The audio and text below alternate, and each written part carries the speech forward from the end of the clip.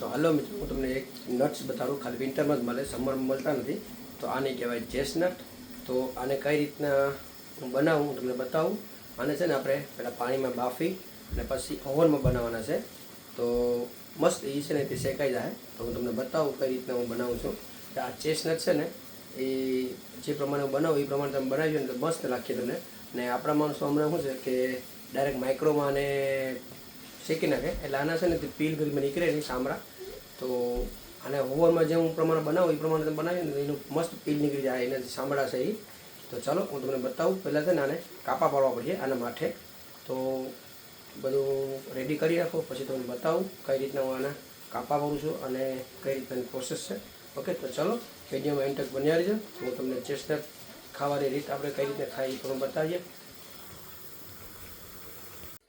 તો ચલો આપણે ચેસ્ટનટ છે ને લઈ લીધા છે. હવે એને છે ને ત્યાંથી કાપા પાડી નાખું. આનું સ્પેશિયલ પેલું પંચ કરવાનું આવે કાપવાનું, એ આપણી પાસે નથી, આપણે શાકાવીથી કાપી નાખ્યું. ચલો બતાવો તમને હું. તો જો આવી રીતના છે ને આમ ક્રોસ એમાં છે ને તે કાપ પાડવાના. તો આવી રીતે છે ને બધામાં હું કાપ પાડી દેમ. આ બધા ચેસ્ટનટને છે ને કટ લગાવી દીધા છે. તો ચલો હવે એને છે ને ગરમ પાણીમાં હું નાખીને એને થોડીક સમય છે ને મૂકી દેમ. તો આ કટ લગાવેલા ચેસ્ટનટ છે ને એમાં નમક અને ગરમ પાણીમાં કેટલું ગરમ પાણી કરી અને એને છે ને થોડોક સમય બફાવેલું કરવા માટે રહેવા દેવાનું. તો થોડાક પોચા થઈ જાય. તો આમાં છે ને તે 1 ચમચી જેટલું સોલ્ટ નાખી દેવાનું.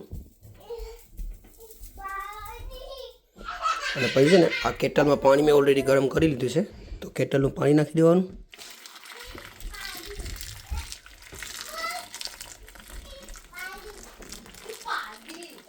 તો એને છે ને 10-15 મિનિટ સુધી રહેવા દેવાનું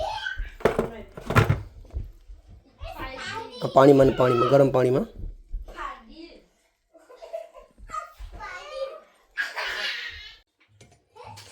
તો ચલો હવે આને છે 15 મિનિટ થઈ ગઈ છે.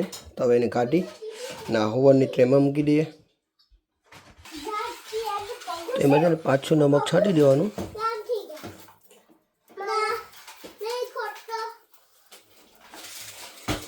આવી રીતના. અને પછી આપણે ઓવન ચાલુ કરી દેવાનું. તો ચાલો આપણું ઓવન ચાલુ છે અને આને મૂકી દઈએ અંદર. એને છે ને તે 180 ડિગ્રી જેવું રાખી દઈએ.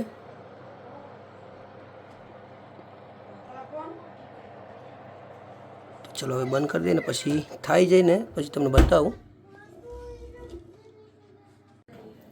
તો ચલો આપણે આને ઓપન કરીને જોઈ લઈએ આપણે ચેસ્ટનટ કેટલા શેકાણા છે. હવે છે ને બધું ખુલી ગયા છે. તો ચલો હવે કાઢી લઈએ આને. જો આપણા ચેસ્ટનટ બનીને રેડી છે. કેટલા નાઇસ ખુલી ગયા છે આખા. જો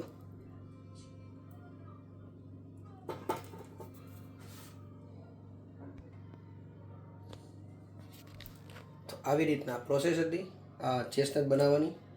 આખા ખુલી ગયા છે ને મસ્ત, એટલે કરકર બોલે છે ને. તો ચાલો હવે આને ટેસ્ટ કરીને તમને બતાવું કે આનું પીલ નીકળે છે કે નહીં.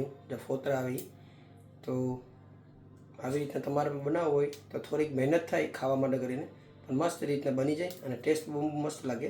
માઇક્રામાં છે ને ગરીબાના પીલ નીકળતા નથી. અમે બહુ ટ્રાય કરી. તો આ એક નવી ટ્રાય કરી હતી. આમાં કઈ રીતના છે તો ઓકે ચાલો આ ટ્રાય કરું ખાઈને કેવા ટેસ્ટ લાગે છે. જો મસ્ત હેકાઈ ગયા છે.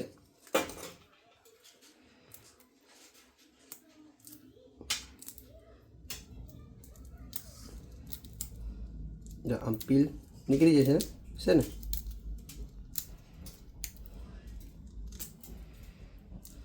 ખાલી આમાં આપણે કરીએ ને તો નીકળી જાય આખું વિનું ઓલું. આવી રીતના કઈ વાર લાગે નહીં. આવી રીતના આખું ચોખ્ખું થઈ જાય. જો અને ટેસ્ટ પણ બહુ મસ્ત અને મીઠો લાગે.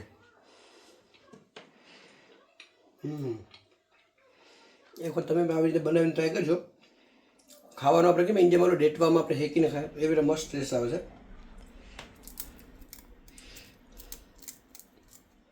ખાલી આમ નાખવે નીકળી જાય.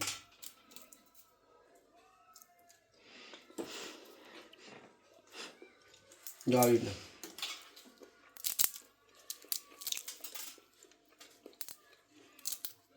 નીકળી જશે ને આવી રીતના.